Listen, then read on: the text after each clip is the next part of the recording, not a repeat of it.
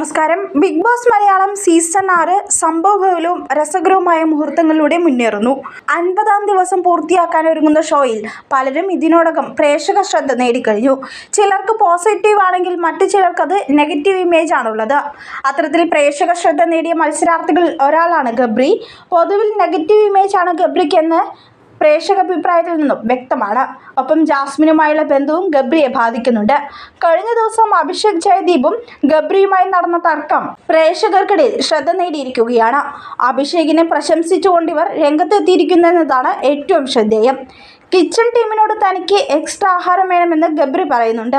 അത് കൊടുക്കാമെന്നും സാവകാശം വേണമെന്നും മറ്റുള്ളവർ പറയുന്നുണ്ടെങ്കിലും ഗബ്രി അത് കേൾക്കാൻ കൂട്ടാക്കുന്നില്ല. എനിക്ക് വയ്യ, കുറച്ചധികം ആഹാരം വേണം, ഞാനിവിടെ ഇന്നേ വരെ ഭക്ഷണം മേടിച്ച് കഴിച്ചിട്ടില്ല, പറ്റില്ലെങ്കിൽ പറ്റില്ലെന്ന് പറഞ്ഞാൽ മതിയെന്നാണ് ഗബ്രി പറഞ്ഞത്. അതിന് ആഹാരം തരാൻ പറ്റില്ലെന്ന് ആരാണ് പറഞ്ഞതെന്ന് അൻസിബ ചോദിക്കുന്നു.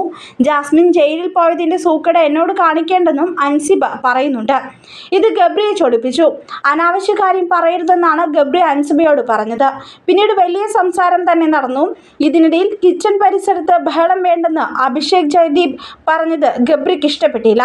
പിന്നീട് ഇരുവരുമായി തർക്കം. സ്വന്തമായൊരു അഭിപ്രായം ആദ്യം കാണിക്കുന്ന ഗബ്രി പറഞ്ഞപ്പോൾ ജാസ്മിൻ്റെ സാരിത്തുമ്പിൽ പിടിച്ച് നടക്കുന്നതാണ് അഭിപ്രായമെന്നാണ് അഭിഷേക് തിരിച്ചടിച്ചത്.